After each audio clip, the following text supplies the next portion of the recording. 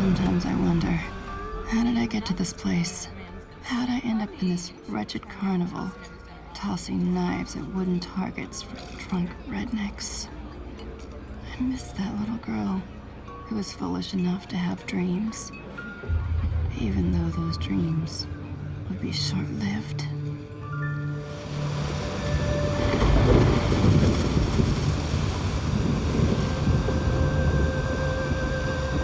I was so scared then.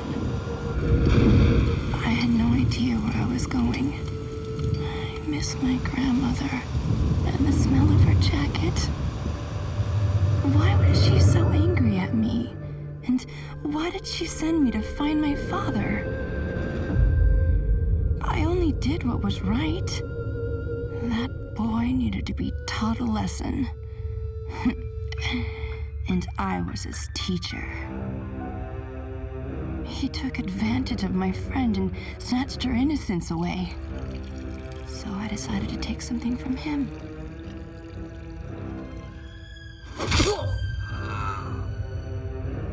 An eye for an eye.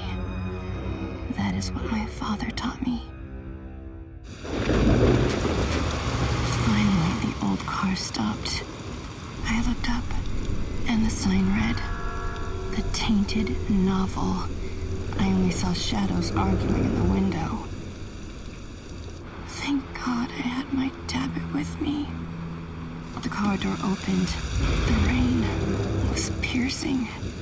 I felt like a wet cat. An old red door creaked open, and I sat there in utter amazement.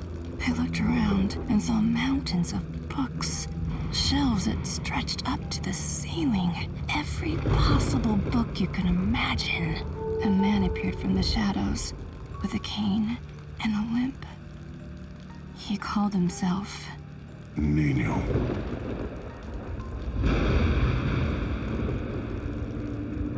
He turned around and loudly slammed his cane into the old wooden floor and muttered, Are you coming?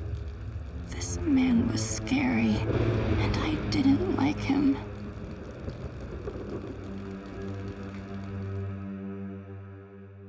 Nino was making some coffee. I was trying to absorb my new situation. Lying in now what would be my bed, I asked him, Where is my father? And with the sensitivity of a chainsaw, he said, Your father is dead. He died years ago.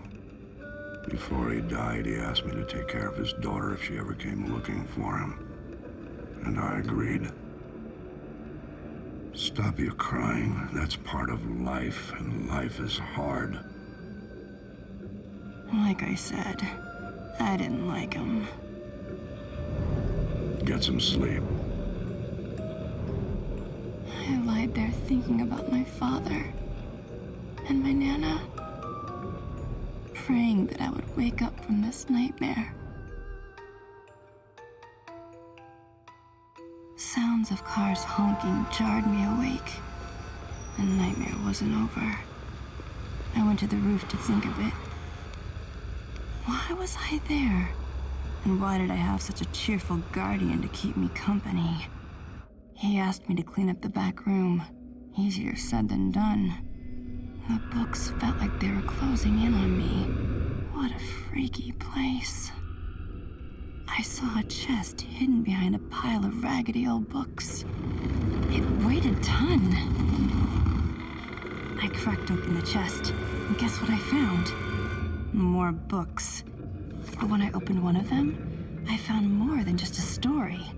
There was a gun placed in the carved-out pages of the book. The more books I opened, the more weapons I found.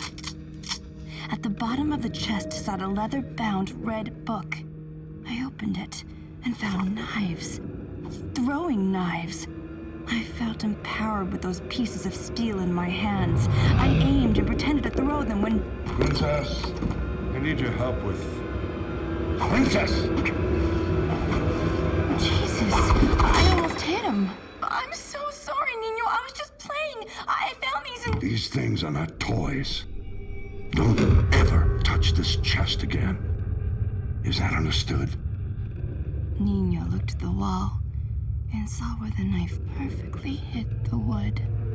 He asked, Who taught you how to do that? "My father.